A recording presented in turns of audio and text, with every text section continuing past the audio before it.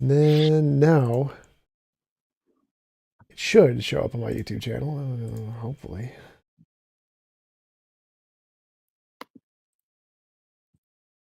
Always. All right, we have a few people in the chat. So, chat, is the sound working? And can you tell me the link so I can freaking post it? Found it. Perfect. Finally. Like I I don't know think I've why. got it as well. So if I just click on Always. the thing All right, we have a few people in the chat. on So, your chat. YouTube channel, Yep. then I could send that. Freaking post it. Found it. Perfect. Finally. Like I don't I think know I've why. got it as well. So if I I'm just Yeah, I had the background noise. There we go. okay, just let me tweet this then. Perfect. Thanks. Hey, Anna girl, Sully, Daniel, how's it going? Igor. Yeah, sorry about the feedback. I pulled up my YouTube channel while streaming, which gives me that, and so I had to mute my YouTube channel. It'd be better now for you guys in the chat. Right. Okay, I've tweeted that. Awesome. So, Philip, thanks for coming on and being willing to have a conversation with you. Would you mind telling us a little bit about yourself before we get started? No worries. Thanks for inviting me. Yeah, my name's Philip Goff. I'm a philosopher at Durham University. Guess mainly interested in consciousness, to work on how best to integrate consciousness into our overall theory of reality, which I think is a bit tricky. And more generally interested in reality, what we can know about it, if anything. Awesome. So, what is your view on consciousness? I think you are a panpsychist, I believe. Is that correct? What is panpsychism, and how Yeah. does that relate to the solving the problems of consciousness?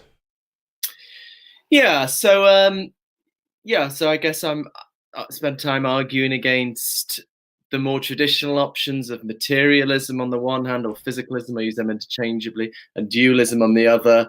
And then I argue for panpsychism as a view that sounds a bit wacky at first, but I think avoids some of the deep difficulties that face those more conventional options. So yes, I've argued this I've got an academic book called Consciousness and Fundamental Reality, and then a more accessible book called Galileo's Error that tries to make this same kind of case. What is panpsychism? I guess panpsychism is the view that consciousness is a fundamental and ubiquitous feature of the physical world. That's the basic definition, although I'd want to spell out my specific version of it, which is builds on really important work, I think, in the 1920s by philosopher Bertrand Russell, and also the scientist Arthur Eddington. And in Russell's book called The Analysis of Matter in 1927. And this got kind of forgotten about for a long time, I think, tragically, but it's last 10 years or so, 5 or 10 years, it's been kind of rediscovered in academic philosophy. And there's been, huge excitement about it, a lot of publications in peer-reviewed journals, and a couple of volumes, Oxford University Press volumes on this topic, and book called Consciousness in the Physical World, which is on this topic. It's a film known as Russellian monism. Um, and yeah, so I think many people think it's a sort of exciting in that it seems to avoid the problems that face the more conventional options. It doesn't only come in a panpsychist form. Actually, there are non-panpsychist versions of this view, but it's sort of panpsychism, a kind of natural extension of it. So, what is the difference between panpsychism and idealism? And panpsychism is the view that the universe itself is fundamentally conscious, versus idealism being the one that consciousness itself is somehow what causes the universe. I would say the way these things are standardly understood, I would think of idealism as the view that the physical world is not fundamental. Either it doesn't exist at all, it's some kind of illusion, or it's somehow grounded in facts about the mind or minds or something. So, I mean, George Berkeley, the classic 18th century idealist, thinks of tables and chairs as sort of constructions of ideas. And that kind of view is quite popular in the 20th century, logical positivists as well. Whereas panpsychists think that the physical world is fundamental, and so is consciousness. And that sounds kind of paradoxical, and maybe I could spell out how you square that circle. but yeah, it's radically non-dualistic, and also it's in a way very close to materialism in that, yeah, the physical world is out there, it's really out there, science gets, in a certain sense, gets it completely right. It's just that it's infused with consciousness, in a way we could spell out, but yeah. So it's somehow like there's a consciousness kind of an aspect to all particles. That's a property of particles. Is that kind of it? That sounds a little bit dualistic. So yeah, so this is important. When people hear about panpsychism, they always think it's the idea that particles have their physical properties like mass, spin, and charge, and also these strange consciousness properties. Um, the physicist Sabine Hossenfelder had a blog post recently that got quite a lot of attention, criticizing panpsychism, interpreting it in this way. And then she's saying, physics doesn't seem to show any sign of these weird consciousness properties. But that's just misunderstanding the view, right? The view is not that mass, spin, and there's the two kinds of properties. It's the view is that mass, spin, and charge are forms of consciousness. Well, maybe I could. Shall I give you a bit more of the Russell Eddington thing to kind of make sense of that, because that sounds kind of really Absolutely. cool. So their starting point is that physics doesn't really tell us what matter is. And that seems like I thought that was just ridiculous when I first heard it. You read a physics textbook, you seem to learn all these incredible things about, space, time, and matter. But the claim is that, and I think this is pretty uncontroversial these days among philosophers of science, that for all its richness, physics is confined to telling us about the behavior of matter, what it does. So physics tells us, for example, that matter has mass and charge, and these properties are totally characterized in terms of behavior, things like attraction, repulsion, resistance to acceleration. It's all about what stuff does. Now, if you're talking about what stuff does, you're talking about the relationships between things. You're talking about the impact of a particle on another particle, or a field on another field, or something. This kind of information tells you nothing about what, say, an electron is in and of itself, independently of its relationships to other things, its causal impacts on other things. What's often referred to in this context as the intrinsic nature of particles or fields.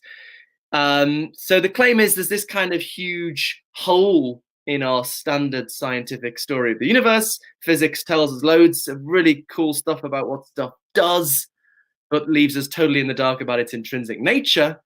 So what's this got to do with consciousness? The insight of Russell and Eddington was, well, we're looking for a place for consciousness.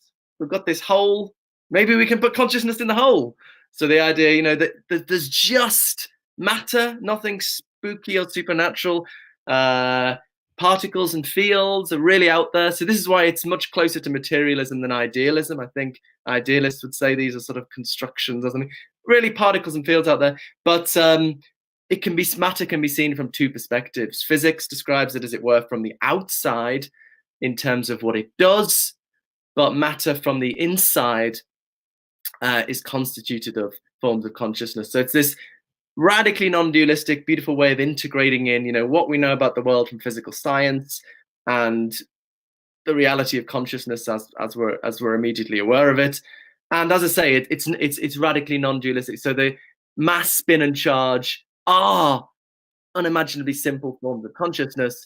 Physics tells us what they do, but what they are forms of consciousness. Anyway, I haven't given you any of the motivations for that. I guess we'd need to get into the problem of consciousness and problems with other views, but that's a good outline, I think, of the view. Definitely. So, as I understand it, I totally agree with you about science, because science only tells us math. There is no mathematical symbol for like wood. Wood is just, it can only tell us how wood relates to other things, how hard it is, how dense it is, what is the spin. But there's no like mathematical symbol for wood. There's no ontology in math. It's just relations, like you said. And so there's nothing math can tell us about like the fundamental question of what is energy. We have no idea. Like, it's just, we know how to interact with stuff. We don't know what it is. But why would that lead us to conclude that consciousness is of the kind of whatever energy stuff is? Because that seems to be strange, like saying we don't know how to describe the fundamental nature of stuff. We don't know what consciousness Mm. is. Therefore, they're the same thing. Yeah, we wouldn't from what I've just said. Sure. Okay, so there's a lot of agreement already then. Yeah, so we just have to get to the problem of consciousness, and that that's what's motivating this. There's no, I mean, there's no other reason to hold to make that identification. Should we get to the problem of consciousness then, maybe, Sure. and then we can loop back to? Um, well, yeah, I mean, so here's how I think about the problem of consciousness. I guess there's broadly agreed now that there is, a deep problem here. It wasn't always the case, but it's broadly agreed now. But I think a lot of people think, okay, it's just another scientific problem. We just need to plug away with our standard methods of investigating the brain, and we'll crack it. But I don't think that's right. I think the problem of consciousness is radically different from any other scientific problem. And one way of seeing that is that consciousness is not publicly observable, right? You can't look inside someone's head and see their feelings and experiences. Now, science is used to dealing with unobservables, of course. Fundamental particles can't be directly observed. Still, I think there's something very different in the case of consciousness, because in all of these other cases, we postulate unobservables in order to explain what we can observe. In the unique case of consciousness, the thing we are trying to explain is not publicly observable. And that is just utterly unique. And so I think this is important because I think it's radically different explanatory enterprise from any other scientific enterprise. In all of the cases, we're trying to explain publicly observable data, that's the task. In this case, we're trying to explain, I would say, you might disagree, I would say these subjective qualities that are not publicly observable, but we know about because we're immediately aware of them when we attend to our experience. So this is important because I think people think, look at the success of science, our conventional scientific approach. Of course, it's going to crack this. But I think our conventional scientific approach is tailored for publicly observable data. And I think this, as I say, is a radically different explanatory enterprise. So now that doesn't mean we can't deal with it experimentally. We do have a robust and well-developed experimental science of consciousness. So how is that possible if it's not publicly observable? Well, although you can't observe someone's feelings and experiences, you can ask them. And if you scan their brain at the same time with fMRI or EEG, we can start to map out correlations between various kinds of brain activity and various kinds of experience. And we can try and get more systematic about that with, what is it in general that there's the necessary and sufficient conditions for consciousness, things like the integrated information theory and the global workspace theory, try to answer that. And that's really important data for a theory of consciousness. But that's not itself a theory of consciousness, because what we ultimately want explained is why are those correlations? Why do those correlations obtain? Why are certain kinds of brain activity correlated with certain kinds of experience? And because consciousness is not publicly observable, I don't think you can answer that question with an experiment. You just get more correlations. So at that point, I think you have to turn to philosophy and just look at the various options. Materialism has one explanation, dualism has another, idealism, panpsychism, and these are all, at least in certain forms, empirically equivalent. So what do we do? You could just be agnostic. The philosopher of science Peter Vickers had an article on the Institute of Art and Ideas critiquing me recently and saying, we should be agnostic. And that's, a legitimate approach. But I think we can try to look at the various options philosophers have proposed and try and distinguish between them on non-experimental grounds. And I think when you try to do that, I just think panpsychism wins hands down because it just avoids the problems with the other options that we could perhaps get into. Sorry, that was a bit long-winded, but of how I think about the problem of consciousness. Well, definitely, I totally agree that we can't directly observe someone else's conscious experience. So that's an unobservable, as you said, and I definitely understand the relation you're making between how math doesn't tell us about the fundamental nature of things and how neurology can't tell us about the fundamental nature of consciousness in the same way. There's definitely a parallel or an analogy between those two things. But it Yes. doesn't seem like just from that that we should conclude that it is therefore fundamental, because this whole category of fundamental seems very strange. It seems uh, like we don't have any examples of fundamental things. Like you said, science can't tell us anything about fundamentals. So why would we conclude consciousness is one of these fundamental things as opposed to just being a composite thing? Like to Yeah. conclude that it's a composite of material things, like everything else we've ever discovered, seems to be quite a rational leap based off of induction. Yeah. But to conclude it's fundamental seems to be much more strange of a leap because we have no way to identify fundamental things. So why would we prefer the idea that consciousness is fundamental when we don't even know what fundamental things mean or what it even means to be fundamental, as opposed to it just being a composite like everything else? It seems like you've solved a mystery with a bigger mystery. Good. Okay. So yeah. So we're getting there. We haven't got there yet. So we've got the problem. We've got the view. We've got the problem. Why is this a solution? So I think it's important to get clear on the problem, which I talked probably a little bit too long there. And it's important. What do we need from a theory of consciousness? I think a theory of consciousness needs to satisfy two things, which I call an internal constraint and an external constraint. The external constraint is just to fit the data, the empirical data, those correlations neuroscience gives us. The internal constraint is to get rid of explanatory gaps. Explanatory gap is where you have emergence without explanation. So you just got X emerging from Y and just no explanation of why that happens. It's just like a miracle. Could you give a Now, specific example? yeah, well, I will. Yeah, just so.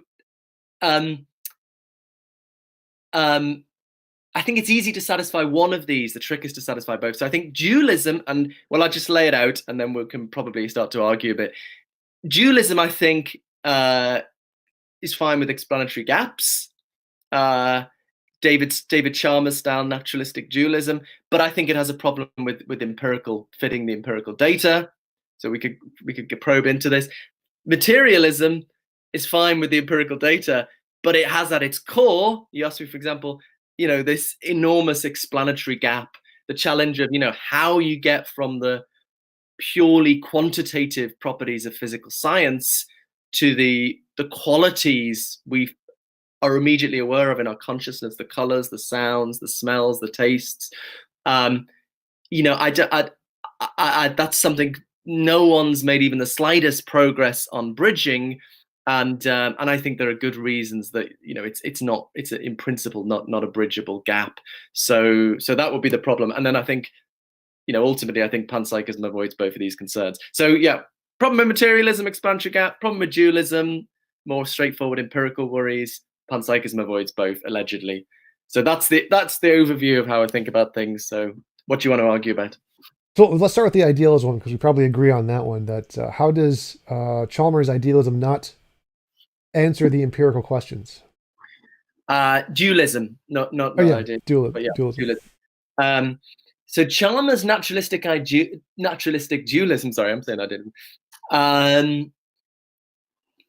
Is so he thinks conscious is fundamental and fundamentally non-physical. So brain states and conscious states are fundamentally different, but they're tied together by natural law. So he postulates special psychophysical laws of nature over and above the laws of physics. He thinks if there was just the laws of physics, there wouldn't be consciousness. But there are these extra psychophysical laws that just make it the case that when you have certain kinds of physical brain activity, you get consciousness. That's just a fundamental law. I think that's kind of fine. I think it's fine to close explanatory gaps by appeal to fundamental law. Science appeals to fundamental law all the time.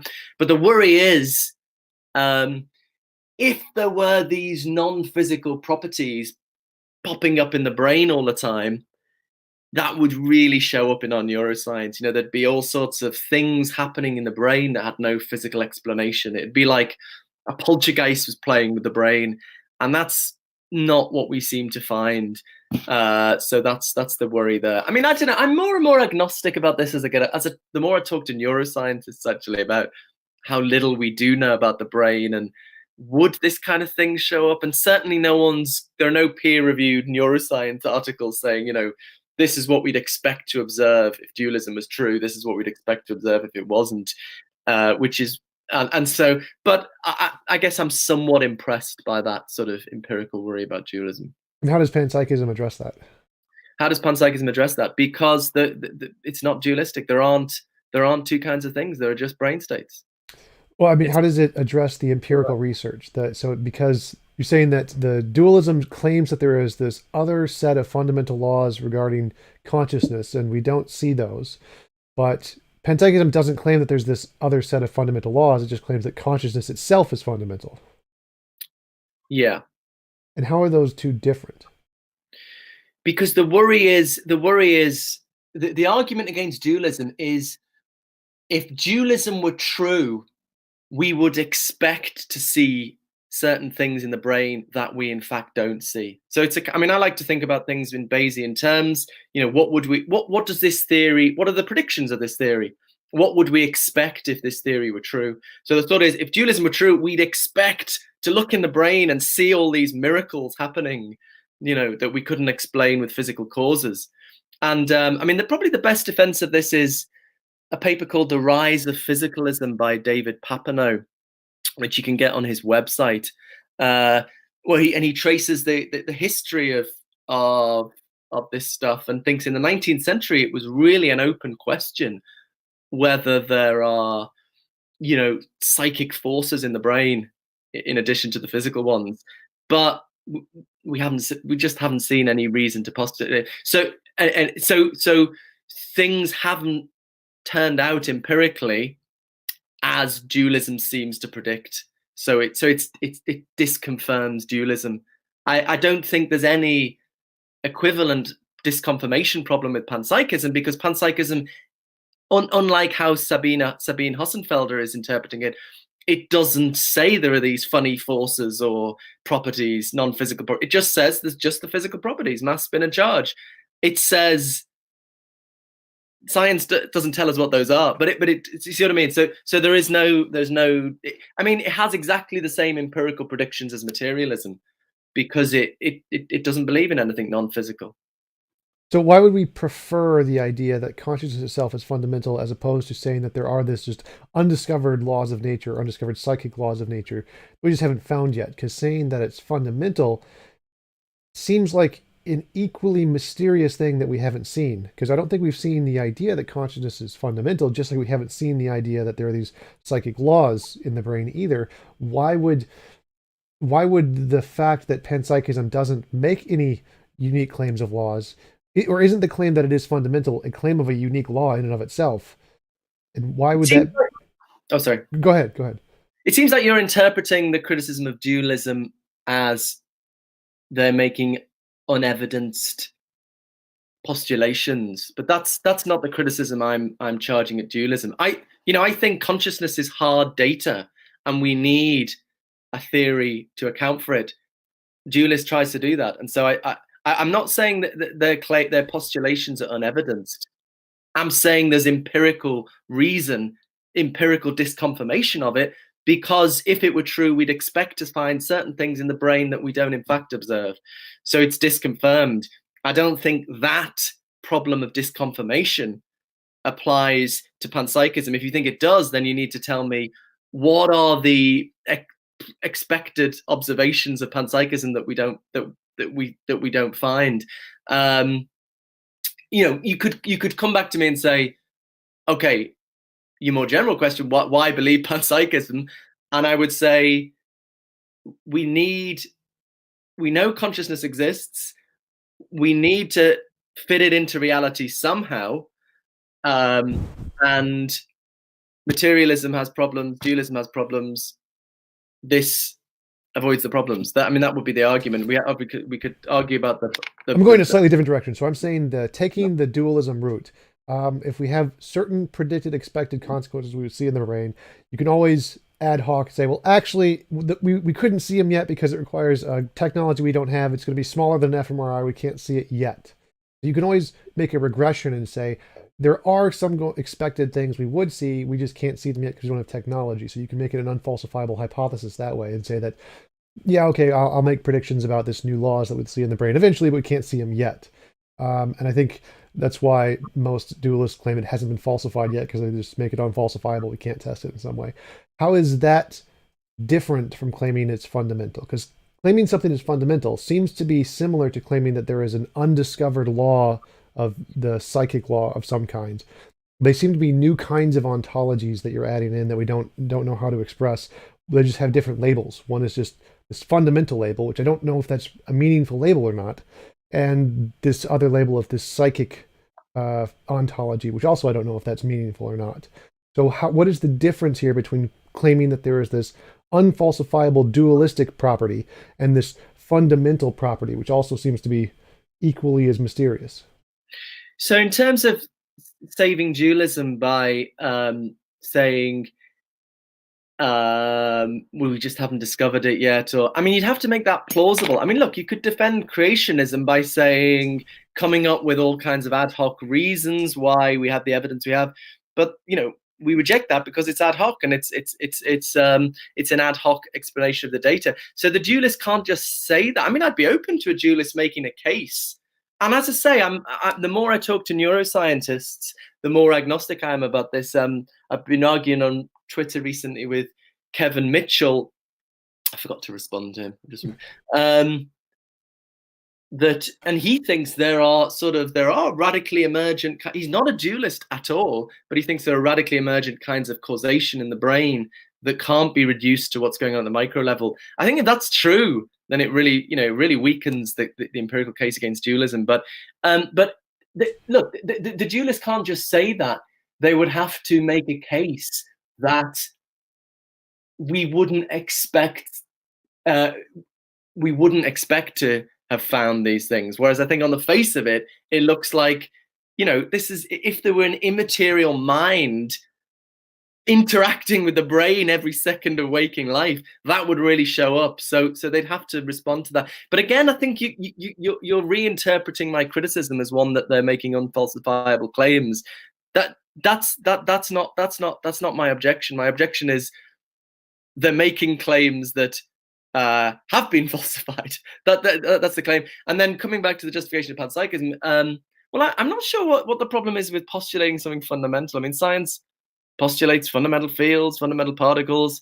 You hinted there that my postulations might not be meaningful. Okay, we could have an argument about that. But I don't see a problem with... Look, I think there's hard data here. The reality of consciousness, we know it's real. It's not publicly observable, so it's different to any other scientific data. But we know it's real, because you're immediately aware of your pain, or so we need to... There's a non-negotiable explanatory task to fit it into reality.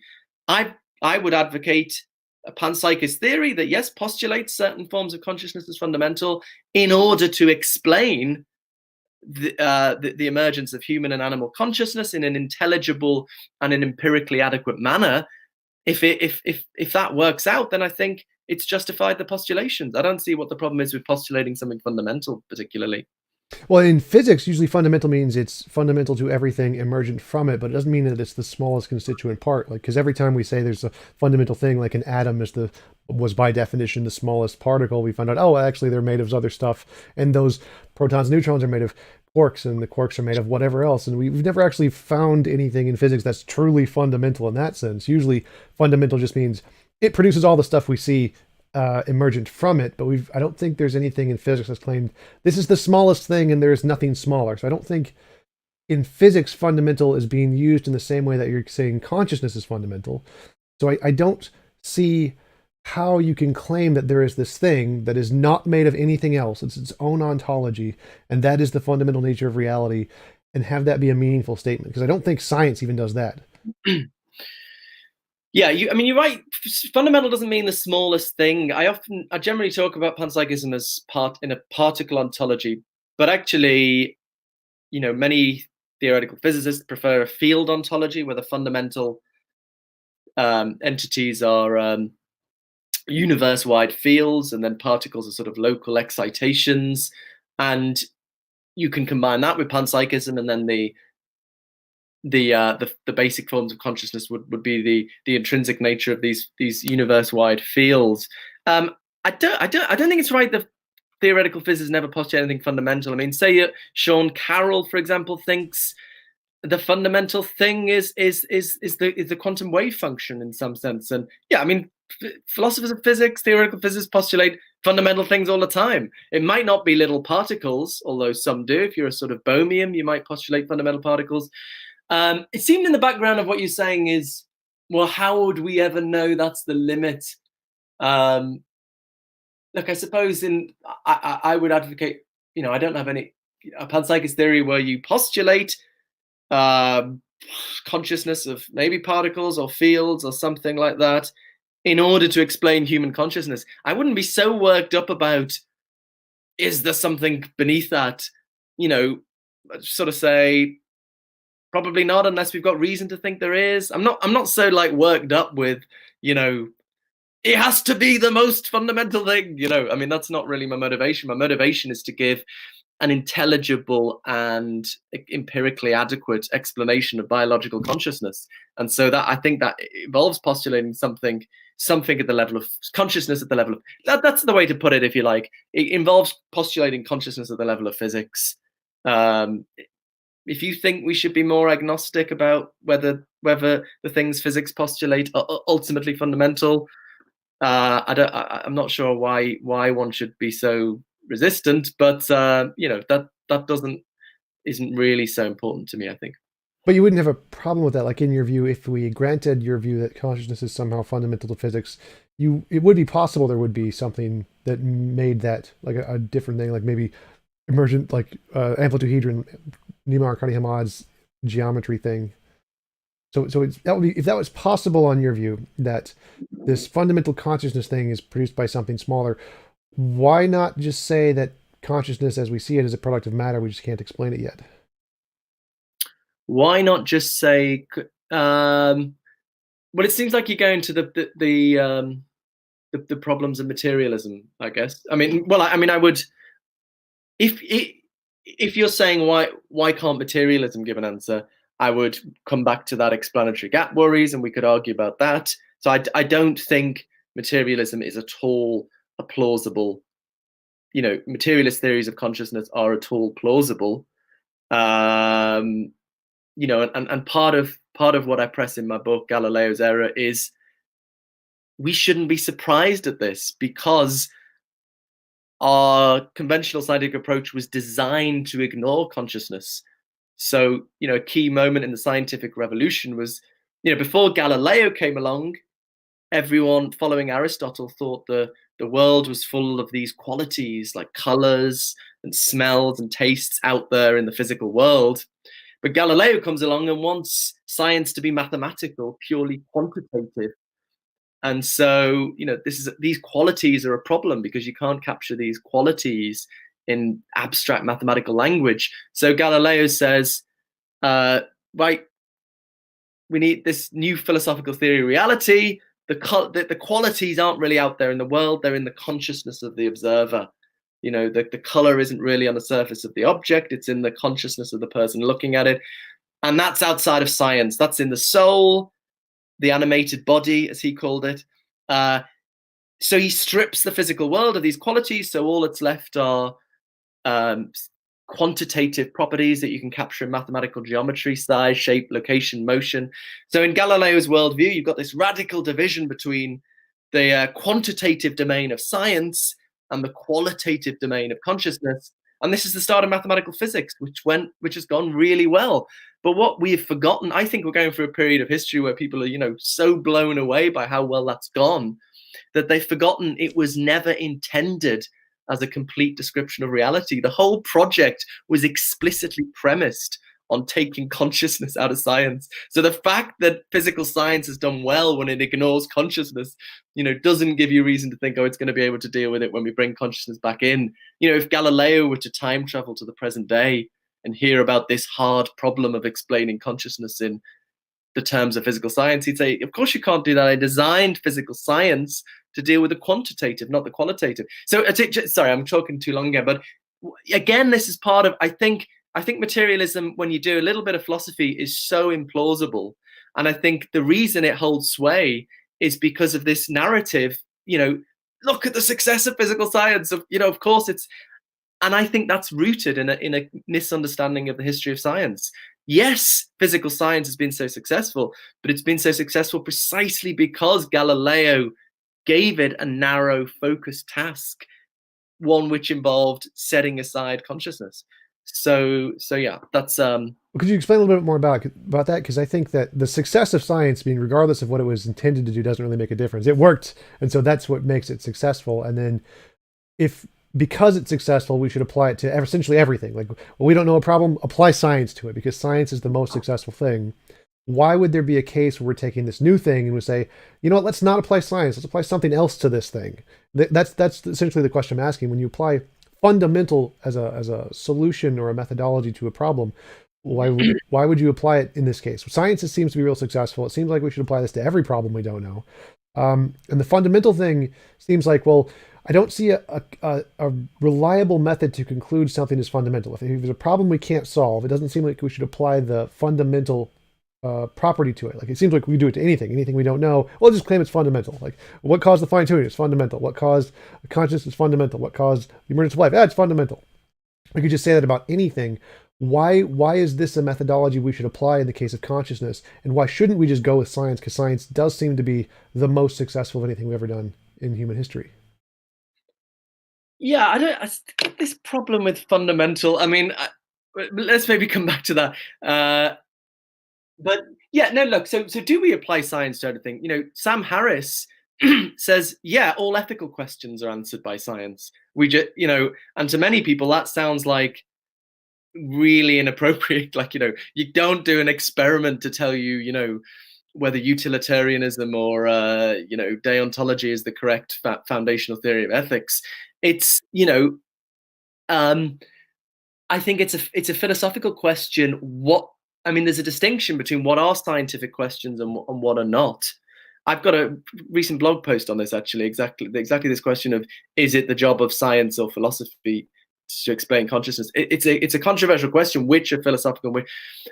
So I think, and physical science has been very successful at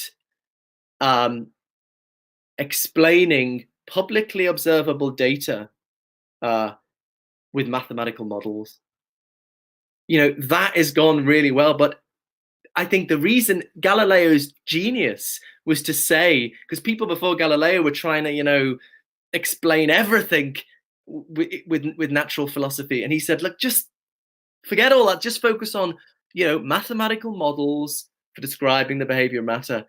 And that has gone incredibly well. And I think, as I say, we're just sort of blown away by how the incredible technology, but it doesn't mean that's appropriate to everything. And it doesn't, so I think. Oh, yeah, I totally agree. I just want to clarify. So when I say apply science, I don't mean science can solve every question. I don't mean that. But I do think we should try science first. So I think I also want to say I would distinguish science from physical science. So the subtitle of my accessible book, Galileo's Error, is Foundations for a New Science of Consciousness. So I hope this is one day, what is now philosophy becomes part of science, because it becomes science when the rules of the game are clear. Until then, it's in the realm of philosophy. So I'm trying to, because at the moment I think it's partly scientific, partly philosophical. Scientists give us the neural correlates of consciousness. They tell us what's correlated, what brain's activity is correlated with consciousness. But it's then a philosophical question: what is going on in reality to explain those correlations? Dualism, materialism, panpsychism, idealism, all different accounts. And I think it's a philosophical question distinguishing between them.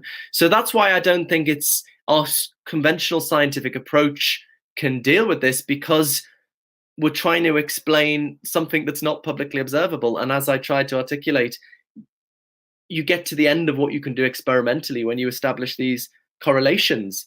And I don't think so. It's two things. There's that, and I don't think the qualities of consciousness can be explained in terms of the purely quantitative vocabulary of physical science. I mean, we could argue about that, I guess. Would you like to? You definitely mentioned that you make a distinction between problems that are addressed by science and problems that are addressed by philosophy. And that would be one of the things I'm curious about, is like, how exactly do you think, or would you address identify problems that are addressed by philosophy and not science. And the second one is you mentioned that you wanted to make this into a science, but not a physical science, I'm guessing. So how would you make this into a science? Because you just said based on whether the rules are outlined clearly, something like that. Yeah, I think something becomes science just when we all agree what the methodology is. And I think I can say quite precisely what the methodology should be. We should, so I think there's the more experimental aspect. What is it? What's the methodology? Yeah, the more experimental bit is getting the NCC, the neural correlates. The theoretical bit is we need a theory of consciousness that fits that data and that eliminates explanatory gaps. So that's the methodology. We find the simplest theory of reality which it fits the data and gets rid of explanatory gaps. The reason materialism is no good is because it has a huge explanatory gap. And if we could argue about that, that might be the most productive thing, but that's it. That's the methodology. So currently that's a philosophical methodology because there's no, it's all up in the air whether this is a problem, whether it's not a problem. But if that were to become established methodology, then that would be science. How would that become an established methodology? Well, just when society agrees on, when there's broad consensus on the explanatory task. And do you think you could get that if you couldn't make like some kind of an empirical demonstration? If you could get agreement. Yeah, the consensus. I'm not talking about agreement on the view. I mean, hope ideally, agreement on the view, but agreement on the methodology, that what we need to do is produce this. So I think we're currently, people think the job of science is to account for publicly observable data. If you religiously followed that, you would not postulate consciousness, because consciousness is not known about in that way. Daniel Dennett is wonderfully consistent on this. He thinks consciousness is not publicly observable, so it doesn't exist. That's at least consistent. I think most people are in a confused middle way where they think they don't want to deny the reality of consciousness, but they don't follow through the implication of that, which is that there's a hard data here we need to accommodate, namely the reality of consciousness. So what I'm most passionate about, more passionate than panpsychism or anything, is we need to get to the point as a scientific and philosophical community where we see that the job of science is to find the simplest theory that can accommodate both the third person publicly observable data, and the reality of consciousness, and in a way that avoids explanatory gaps. So yeah, that's the methodology. So my hope is to persuade, I'm ludicrously ambitious, no doubt, but to persuade society that is the explanatory task. Because I think at the moment it's just a mess. We're not even at first base. So I mean, I definitely would agree that there are, because what I see here is I see that there's something science can't explain, and you're saying, well, we need a methodology of science. I don't say science can't explain it. I say materialism.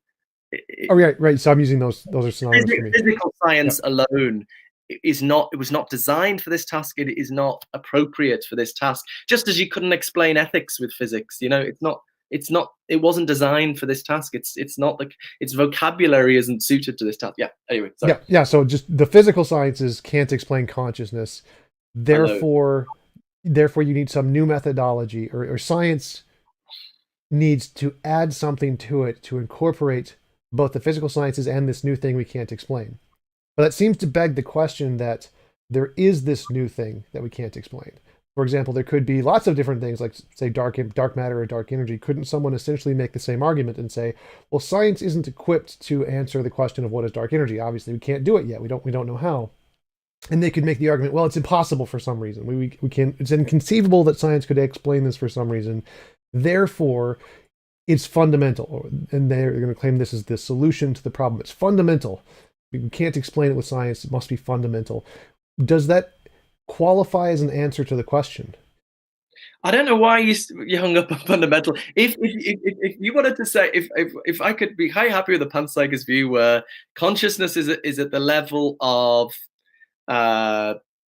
electrons and quarks, and I'm just agnostic about I'm not so hung up on fundamental. The reason I usually just happily say fundamental is because most people don't have a problem with postulating fundamental things. But I think you're conflating my methodology and my view. I thought what we were arguing about just now is the methodology, which is that we need to take the aim of science needs to be. The moment people think the aim of science is account for the data of observation experiment, job done. If we can find the grand unified theory that accounts for the data of observation experiment, job done. I want to say that's not job done. There's another datum over and above what we know from observation and experiment, the reality of consciousness, the reality of feelings and experiences. So that's what I'm saying. We need to get to a point where we see the task is to find the simplest theory that can account for observation, experiment, and the reality of consciousness. That's the methodology. And then my view would argue that materialism fails in that task, and we could argue about. We haven't really argued about that. It might be sort of that because of this explanatory gap between the quantitative and the qualitative, and so that's why I turn to panpsychism. So I mean, I agree. Science can't explain consciousness, so it fails. It fails in the explanatory gap part. I totally would agree. Definitely would like to talk more about that. But I see science as the thing that can differentiate imagination from reality. That's what I see. The purpose of science is this thing I imagine something true about the world or just true in my imagination? And science is what we use to justify a reason to believe it's true about the world and not just our imagination. So if we put in this application to the question of consciousness, and we take your hypothesis of panpsychism versus the hypothesis of materialism, we say that, well, either consciousness is just an emergent result of physical forces, or it is a fundamental, I don't know another word to use, but fundamental property of matter, or matter is fundamentally conscious. Let's say electrons and quarks are conscious. Electrons and quarks are conscious. What would be the method that could show one of these is more likely to be to correspond to reality? Because it just seems simplicity, I don't think quite works there, because simplicity gets it wrong many times. Things are lots more complicated than we conceive of them oftenly. So what method would we use to indicate one is more reasonable to believe than the other? And I like induction. Everything we've discovered so far is a combination of emergent properties from matter and fields. So is consciousness. That seems like a really good way to lean towards the idea that it is, even if we don't know how to explain it yet. Yeah, good. Well, I don't think we should underestimate the role of simplicity. I mean, I think with any empirical data, there are always an infinite number of hypotheses that can accommodate the data. Problem of underdetermination, right? Yeah, you have to appeal to simplicity. I mean, usually we don't notice it because it's just so obvious but there are times when that's made a real difference. Like special relativity was empirically equivalent to the Lorentzian view which preceded it. Why did the scientific community universally go with Einstein? Because Lorentz had this inelegant ad hoc sort of hypotheses, whereas Einstein just said maybe time slows down when you go quickly and avoids all these ad hoc constants. So I think simplicity is an important part of it. It would be nice if we could use an experiment, but as I said, I think all these views of consciousness are empirically equivalent. Why? Because we're dealing with something that's not publicly observable. So there are just limits to what we can do experimentally. That's frustrating, and people get frustrated by that. And because we've managed to achieve so much experiments, that's kind of frustrating. And I could see someone saying maybe you should be agnostic, but I think there are non-experimental reasons to rule out certain options, and I think there's a non-experimental reason in particular to rule out materialism, because I think it can be pretty much demonstrated that there's an unbridgeable explanatory gap between the quantitative and the qualitative. And I think it's just incredibly plausible once you've gone through the philosophy. I think the reason that's not more broadly accepted is because I think we're in a phase of history where people are sort of blown away by the success of physical science and drawing the wrong conclusion from that. Applying it in domains that it's. I mean, I do think the problem of consciousness is partly a job for physical science, but partly also a job. Anyway, so I just think it's more, we want a theory that can account for. Yeah. So look, your question was, let me answer it very directly. How do we decide between materialism and panpsychism? They're empirically equivalent, so you can't do an experiment. but I think that we can demonstrate that there's an unbridgeable explanatory gap between the purely quantitative properties of physical science and the qualities we find in consciousness, and therefore you just could not, in principle, have an explanation. It's not just we haven't worked out how to do it yet. We can demonstrate that you couldn't do it, and therefore we look to alternative, and therefore panpsychism is at least not ruled out. And I think all we can do is go for the simplest theory that explains the data and is not ruled out. Is that the same thing? The fact that consciousness can't be explained materially is what makes panpsychism simpler, or are those two separate things? Um, well, it's no. I guess I'd say simplicity works more against dualism. I think it's a simpler hypothesis than dualism. I'd say materialism is. I'd say materialism is at least as simple as panpsychism. Maybe it's simpler. Okay, so talk about the explanatory gap. Why can't materialism explain consciousness, whereas the solution that panpsychism, that its fundamental, does explain it? Conscious electrons. Yeah. So I mean, it's a huge debate. Written from my academic book. Half of it is on this. But really, I think there are very different. Well, so I would put it. It's a huge debate that we could go into, but I would put the argument in two stages. Firstly, I think there is an expressive or descriptive limitation to the vocabulary of physical science, that it works with a purely quantitative vocabulary. I could spell out what I mean by that if you want. I don't think you can convey in that kind of language, the purely quantitative language, the redness of a red experience. I mean, if you could, then you could convey to a congenitally blind neuroscientist what it's like to see red, which I think is very implausible. So you can't that's an expressive limit, and I just think it's just because they're very different kinds of concept, the kind of purely quantitative concepts we have in physical science and the qualitative concepts we use to characterize our experience. So I don't think you can describe the latter in the former. Yeah, So totally agree on that part. Totally agree that we and will I not. think that entails an explanatory limitation, because I think if you were to give a reductive explanation of the qualities of experience in the terms of physical science, you'd have to describe them in the terms of physical science, and then give some kind of reductive account. And if you can't even describe them, then you're not going to be able to do that. And as I say, this is not what physical science has ever been about. It's been about third-person data. It's not been about explaining these invisible subjective qualities. Well, I think that's cheating. I think it's cheating to say, well, the origins fallacy. Well, it's designed for this. Like, no, that's cheating. You can't say that. Let me clarify. That's not an argument. That bit is not an argument that materialism won't work. It's an argument against the claim that it will. I think which is so influential, this idea. Look at the success of physical science. I would say success of physical science has been so successful in a totally different explanatory enterprise, right? The argument, so I'll put that on one side if you like. The argument that never will is there's this expressive limitation that I think you agree with, and that entails an explanatory limitation. It just entails that you couldn't have a reductive explanation. So what do you mean by an explanatory limitation there? Because that would just be like the map and the territory. Like, obviously, if I use ink to draw a map, I can't express the territory exactly, because obviously the mountains aren't made of ink. So there's going to be an expressive limitation between the map that I'm drawing and the territory itself. But because that seems to be like the same distinction between the material sciences and consciousness, is that it's making a description to try to describe the thing, but it can never be the thing in itself. And when we're talking about consciousness, we are inherently talking about the thing in itself.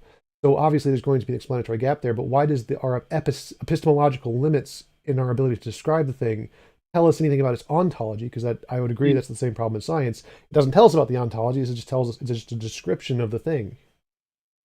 Well, the things you're saying, Tom, sound very close to panpsychism, that we want to distinguish between the kind of description you get from physical science and the reality that's out there.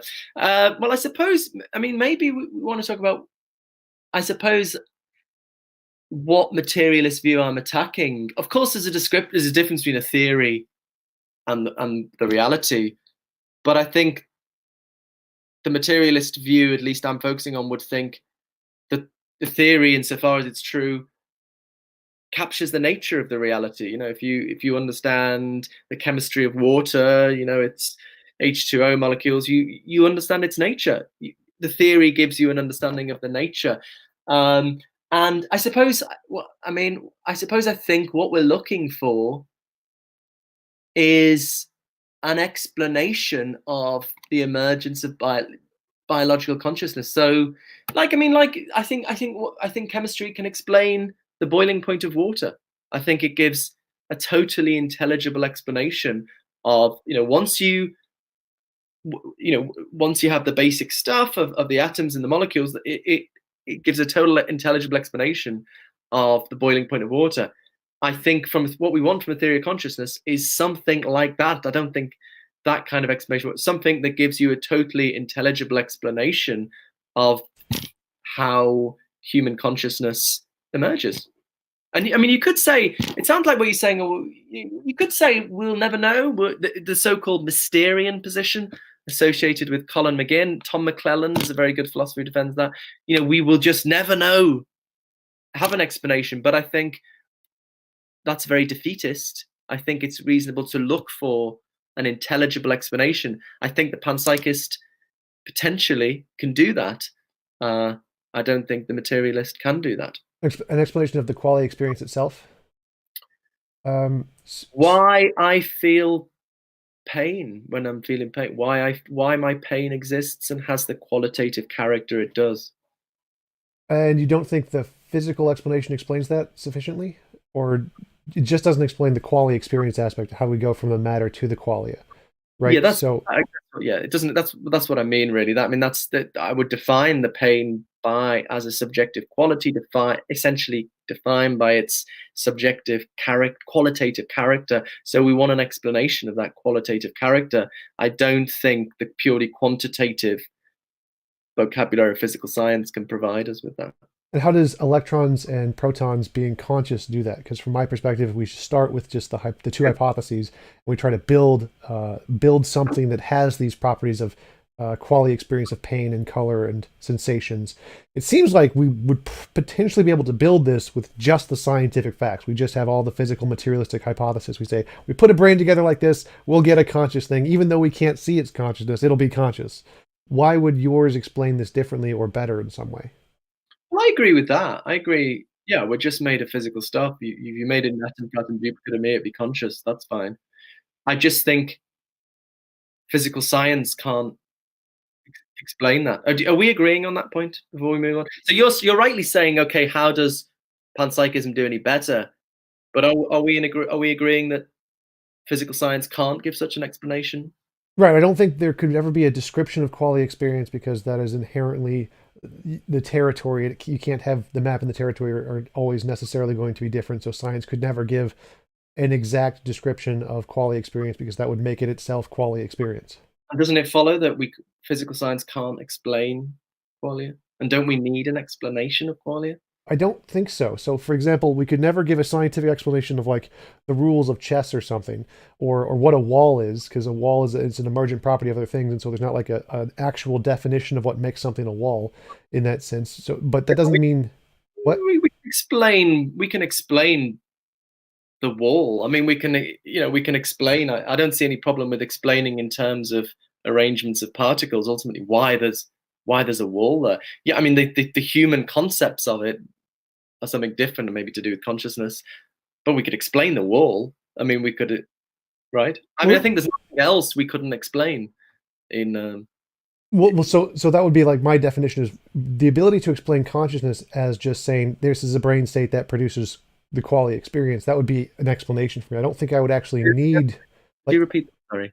So like it would count as an explanation for me to be able to make a map. I don't need the territory to be an explanation. All I need is the map to be the explanation. So just having the description of the physical processes that produce consciousness is a sufficient explanation of consciousness from my perspective. I don't think you need the actual qualia itself to be an explanation of the qualia. But that just I mean, so what you've just said, I mean, I think dualists, panpsychists, materialists would all agree that certain physical activity in the brain in some way creates consciousness. But don't we need an explanation of otherwise? I mean, if you don't give an explanation, then I think that's dualism. The dualist just says, there's fundamental laws that when you have those physical activity, you get consciousness. I think you're a dualist, Tom. What do you mean by explanation here? Because my explanation is just cause effect. The consciousness is produced by this. That That's seems to be. that's David Chalmers' naturalistic dualism. Yeah, so he thinks there's a fundamental law that when you have certain kind of physical activity, consciousness is produced. So you postulate those extra fundamental laws. But I think if you want to avoid that, if you want to be a materialist, then I think you have to give an intelligible account of how just having physical stuff arranged in the right way would thereby constitute. I mean, for a physicalist, it's like I like to give the example of a party, and people dancing and drinking just gives you a party. I mean, there's an intelligible derivation of people dancing and drinking. You can intelligibly understand why that makes a party. You don't need extra laws of nature to give you a party. But if people started dancing and drinking and a spirit came into existence, you'd want some explanation of that. If you don't have an explanation, then there's magic or something. So I think it's the same with consciousness. Either we can give some intelligible account of how brain activity gives rise to consciousness, or we should be dualists. So I think you're a dualist, Tom. Well, I don't think I'm a dualist, but I think it's like if I look at a computer, I can tell you everything about the workings of the computer and know nothing about what's going on the screen. So I can't, unless I plug it in, I'm not going to see the screen. But I don't need to see the screen to give you a description of the computer. I can say, here's what the computer is doing. Here's what the screen would produce if I did plug it in. But the fact that I can't plug it in doesn't make a difference. And the same thing seems to apply to consciousness. Even though I can't plug in to see the quality experience itself, doesn't seem to be a problem. Like it seems like I can't see the screen from the perspective of the computer, but if I plug it in, I can see the screen from my perspective. And so I think qualia would kind of be explained the same way, of that eventually we'll be able to see the brain states and say, well, we can map this to see what they would be seeing. Even if we can't see their particular qualia experience itself, we can see what they would be experiencing, like plug it into a screen. And I think that would count as an explanation. But if you make computers, you do know what's going to come up on the screen, right? You design the computer, you do have a totally intelligible explanation of why the stuff that appears on the screen. Oh, right. So I can see it from my perspective when it shows up on the screen, but I can't see what's going on in the wires. Like that doesn't produce an image to me in any way. So I can't see it from the computer's perspective, but I can see it from my perspective. In the same way, I will know if I plug your brain into an fMRI, a sufficiently complicated one, I will be able to know what your quality experience will be. I'm not getting how this analogy is working. So we want something that the explanandum and the explanander, the explanans, right? So I'm saying the explanans is consciousness. We need an explanandum. If physical brain states are the explanandum, then we need to make it plausible that they do the explaining job. So what's the explanans you're pointing to here? What the things that appear on the computer screen?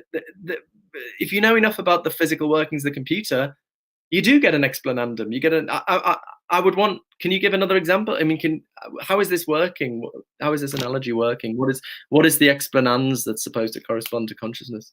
Consciousness is just the experience from the computer's perspective. So what the computer sees, not what I see. The computer doesn't have experience. But well, sorry, I'm not getting it. Say.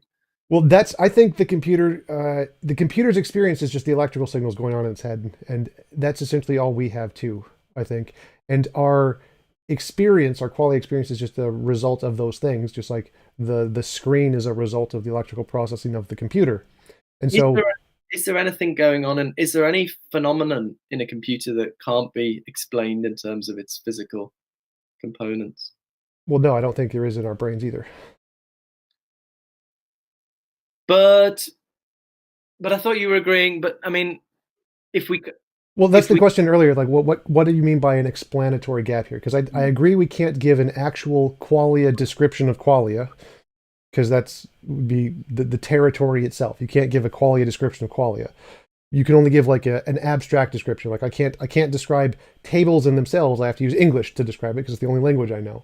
So I think the same thing applies to science. I don't think it counts as an explanatory gap that we can't use qualia to describe qualia. We have to use something else to describe qualia, and that thing isn't going to be qualia.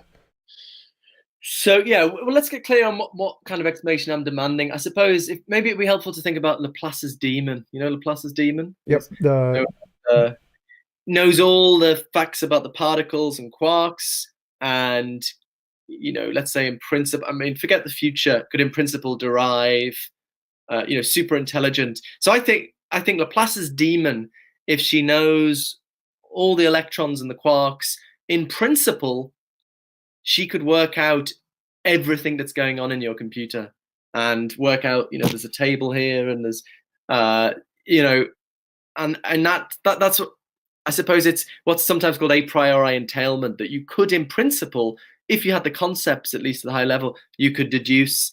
It's kind of beyond us, but you could, in principle. Uh, David Chalmers has written a huge book, Constructing the World, defending this at great length. So I suppose that's ultimately what I think, that you need to make it plausible that Laplace's demon, if you think certain high-level phenomena are explained by the physical facts, you need to make it plausible that Laplace's demon could deduce them. I think that is true in absolute, this is what we get from chemical explanations of the boiling point of water. I think Laplace's demon could deduce that. Absolutely any physical phenomenon, I think Laplace's demon could deduce it, except consciousness, because she's not going to, from that quantitative information, she's not going to be able to know what it's like to see red. So yeah, so that's what I think. That's how I'd cash out what we mean by an explanation, a priori entailment, or yeah. Does that make sense? Yeah. So would you say that we'll be able to make AIs conscious in the future? Um, yeah, I guess so. I mean, the panpsychist would say, whatever the materialist says, right? Because we're just physical stuff. There's nothing. I mean, it's an empirical question, I would say. Absolutely. So if we can make computers conscious in the future, and we have some kind of methodological process that we do this to make things conscious, even if we can't explain the qualia experience itself, why would their qualia experience require this fundamental, or like how does your answer solve the explanatory gap? That would be my question. How does your answer solve the explanatory gap?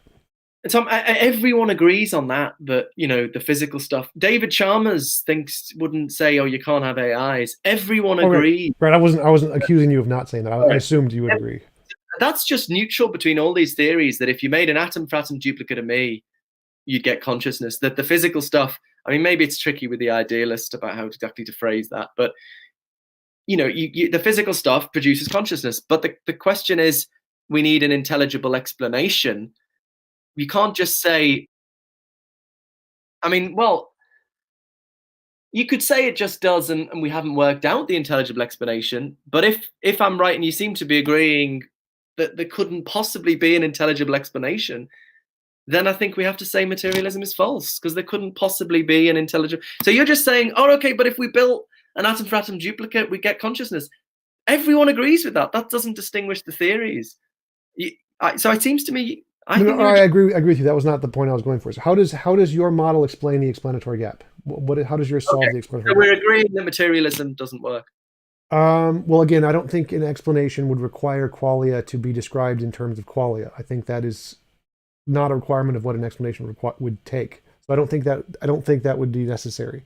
I agree that our scientific explanations could not produce a qualia experience in and of itself because it's just a description, but I don't see that as a problem.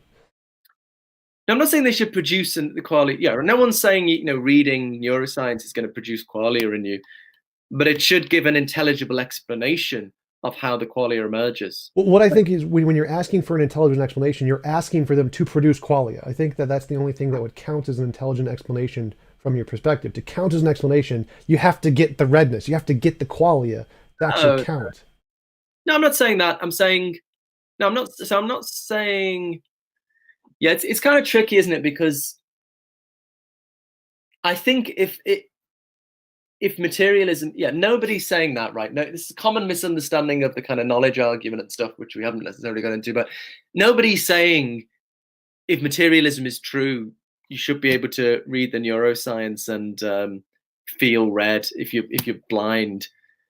The point is, you should have an intelligible explanation of why red experience exists, why it has the qualitative character it does in terms of the physical stuff, and intuitively you'd need to experience red to understand that. But that's the point. That's why the physical explanation could never do it.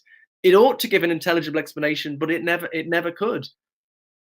So again, what counts as an intelligible explanation, and how does panpsychism? A priori entailment, that in principle Laplace's demon could deduce from the fundamental to the non-fundamental. And how does panpsychism produce that? Okay, all right. So we've done the problem of so I think materialism could never provide that explanation, so we need to look for alternatives. So there are big challenges for the material, for the panpsychist as well, right? This is the so-called combination problem.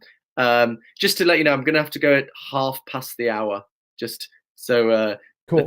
in case you want to focus on anything else, Absolutely. parenting duties. But okay, so let's. This is the important stuff, isn't it? How do you get from, okay, I'm moaning about this explanatory gap of the materialist. How am I? And that's the motivation for the view. It's claiming it closes this explanatory gap. So there, how do you get from facts about conscious particles or conscious fields to human and animal consciousness? And so there are, broadly speaking, two approaches, and then I've got a kind of slightly different view. So I'll just give you a quick overview, and then you can tell me what you want to argue about. So the strong emergentist postulates basic laws of nature to bridge the gap. Could be just a basic fact that when you get conscious particles arranged in a certain way, you get consciousness corresponding to the whole. The weak emergentist panpsychist tries to do without that, tries to say, just having conscious particles arranged in a certain way gives you consciousness corresponding to the system. Now, there are challenges with both of these. I'm sure you're already thinking of challenges to the strong emergentist. You might think, well, let's see what you think, and then we can argue about it. So I think there's really good work in both of these, really promising work on both of these scores. We could talk about one of those, but I've just to finish the story. More recently, I've developed a sort of hybrid version, and this is a paper on my website, How Exactly Does Panpsychism Explain Consciousness?, where we are strong emergentists about subjects of experience, the things that have consciousness, and weak emergentists about consciousness. So there's special laws of nature that undergird the emergence of subjects of experience, but then they don't come with their own new forms of consciousness. They inherit streams of consciousness from the level of fundamental physics. And if that sounds kind of airy fairy, I'll sort of try and spell that out in terms of the integrated information theory. So as I say, there's a sort of project of Julian Tononi, the integrated information theory. Yeah, I mean, not that I'm particularly not that I'm particularly a defender of that, but I think it gives us a nice example of a possible NCC theory that we can plug it. So I think there's this division of labor between the science and the philosophy. So when I'm working out my philosophy, plug in a possible scientific theory. Anyway, so they're the three possibilities. But I think there's promising approaches. I mean, yeah, with all of these. So when you say weak emergence from the consciousness of the conscious particle or conscious field, does that mean that consciousness exists in this field without a brain? Well, yeah. I mean, panpsychist thinks that consciousness exists at the fundamental level, whether that's particles or fields. But the weak emergentist tries to bridge the explanatory gap without any extra laws of nature. So, Luke Roelofs has done really good work in this. He's got an Oxford University Press book called Combining Minds, where he tries to. I mean, one thing he's done is thinking about the unity of consciousness, and he wants to conceive of. He thinks partly working off split brain cases. He wants to argue that consciousness could exist in a really disunified state, and how we should think about the brain is the non-conscious physical systems is that they just have really disunified consciousness. So then he transforms the combination problem from how do you get from particle consciousness to systems level consciousness to how do you get from disunified consciousness to unified consciousness, which I think looks maybe slightly easier. So I'm not sure any weak emergentist yet has a totally worked out solution, but I think because we have, unlike materialism, we have the same concepts on either side of the explanatory gap. And so I think there's no in principle reason to think we can't close that gap. Even if we can't, I think there are the strong emergentist views or my semi-emergentist view where you do bring in some extra laws of nature. And I think that, there are options as well. So I think, there's no one's got the complete theory of consciousness, but it's just an incredibly promising research program. And people like, getting Hedda Hassel-Merck, who's done very good emergency stuff, has been in the lab of Tononi for a year. We've got a consciousness group with neuroscientists at Durham University. There's a really promising research program that is not being taken more and more seriously in academic philosophy and neuroscience to a degree, but it just feels a bit weird. It's got funny cultural associations, I think is the main thing to get over. But yeah, that's basically the research program, closing the explanatory gap. So when we think about fields being conscious, what exactly does that mean? Because they don't have quality experience like we do, or do they? No. So I mean, human consciousness is incredibly rich and complex, the result of millions of years of evolution by natural selection. But horses have simpler forms of consciousness, mice less, but even more simple. As we get simpler and simpler forms of life, we find simpler forms of subjective experience. It seems conceivable, at least, that it could exist in unimaginably simple forms, such as in fundamental particles or fields, perhaps. So obviously that's just coherence. What would be the motivation? The motivation would be the ultimate goal is to provide an explanatory and empirically adequate explanation of the emergence of biological consciousness. But yeah. Okay, and what did you mean by strong emergence? Postulating some brute laws fundamental laws to bridge the gap.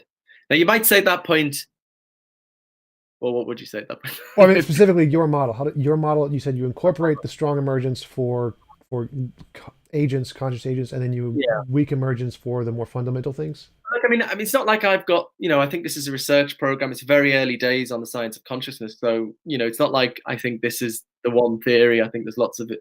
But yeah, so the model I've developed has, as it were, basic laws of nature to account for the emergence of local subjects, minds, but then they don't come with their own forms of consciousness. They inherit streams of consciousness from the level of fundamental physics. So the attraction of this is, some people think with the strong emergentist views, you have the same empirical worries as dualism, that if you have these new forms of consciousness popping up in the brain, brains would behave very differently to other physical systems. So I say the more I talk to neuroscientists, the more I'm not so sure. I'm thinking maybe this is a sort of dogma of philosophers that we more than something that's empirically supported. But if that were true, this view I think would avoid the problem, because on this view you wouldn't expect systems with emergent subjects to behave to different laws of nature than other physical systems, because they don't come with kind of new forms of consciousness. They just inherit forms of consciousness from a more fundamental level. And as I say, I've sort of tried to spell that out in terms of IIT. But yeah, so that's the idea.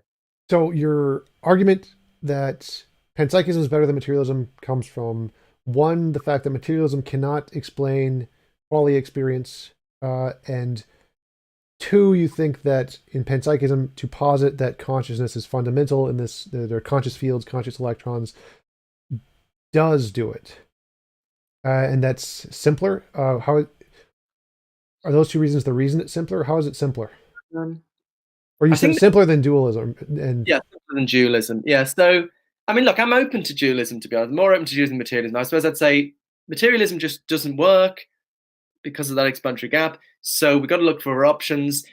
Dualism is less parsimonious and potentially has empirical worries that panpsychism avoids. So yeah, so panpsychism looks to be, let's put it this way, I think panpsychism is the simplest non-materialist theory of consciousness. okay, and so you're the solution to it is that saying that consciousness is fundamental does provide an explanatory explanation of why we have consciousness, whereas saying it's an emergent property of matter does not. And that's, I still think, the hardest part for me to grasp, because I still think the fundamental thing is definitely what trips me up. Because to say it's fundamental doesn't seem to be like an explanation to me. I don't. How is that an explanation? Well, look, there's plenty of precedent in science for non-reductive explanations.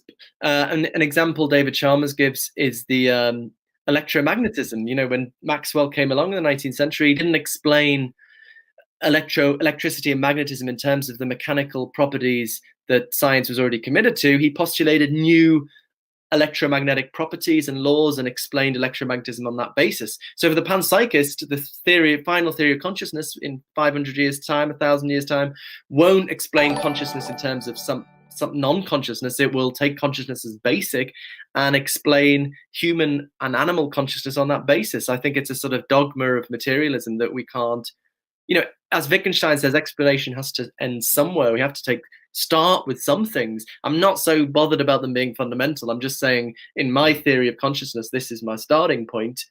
And as long as it, you know, and it's not, that doesn't mean it's dead easy. You know, you've still got a real task to close the explanatory gap and to do so in an empirically adequate way. And that's a real challenge. So panpsychism, I'd say, is a promising research program more than, you know, we've got the final theory. But it's, if you think a lot, you know, if you think materialism just doesn't deliver the goods, then we look to alternatives, and this looks a promising one. So you said the reason fundamental counts as an explanation is because of the example of electromagnetism. I mean, I grant that you can posit new things and say call those as explanations, and then if you make testable predictions like electromagnetism, then I'm happy to grant them. You say space-time bends and you can predict gravitational waves and get it right, or the curvature of light around the sun or the perihelion of Mercury. Yeah, testable predictions. I grant new things anytime you make testable predictions. But how is saying that consciousness is fundamental without producing testable predictions any different than saying God is fundamental and not producing testable predictions? Yeah, like I mean, there's a real problem at the core of the science of consciousness, which is that it's not publicly observable, and there are just limits of what we can do experimentally. This is why, for most of the 20th century, latter half, people didn't want to talk scientists. People didn't think it was the suitable subject for serious scientific inquiry because it's sort of invisible, weird. I think now, although people do take it seriously, I think they could learn something because they don't appreciate there is something a bit weird about it that we need to, and I think that implies we need to sort of rethink science a little bit. So what do you do? All you can do experimentally is get these correlations because it's not publicly observable, and there are loads of different theories compatible with those postulates. So you look, it's sad. It's a shame that you can't decide amongst those theories on the basis of experiments.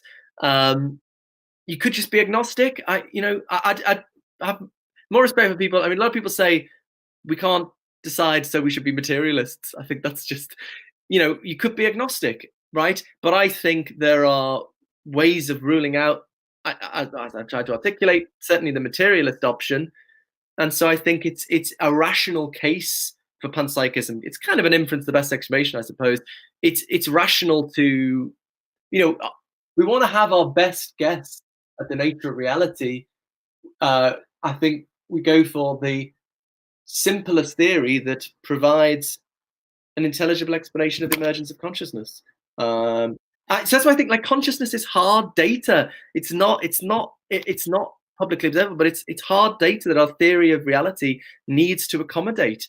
And so that's what I'm most passionate about, that we need to get to as a community, scientific and philosophical, that this is hard data. So we normally, science tries to find the simplest theory to account for observation and experiment. There's something else. We need to find the simplest theory that can account for observation, experiment, and the reality of consciousness. And that, I think, that would be our best guess that human beings are capable of as to what reality is like. Awesome. Thanks for coming on. I really appreciate it. I mean, the one thing I'm still stuck on is I still don't see.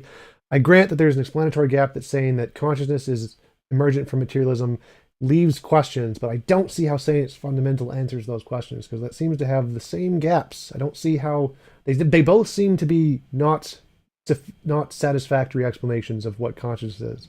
But it's been great having you on. I really enjoyed the conversation. You said you had to go. Know why the principal reasons to think the panpsychist explanation doesn't work, but yeah. But anyway, I'm gonna have to go and look after children. But I've really enjoyed that. It was a really vigorous discussion. Thanks, Tom. I really enjoyed that. Thanks again. It was great having you on. I will let you go. Have a great day.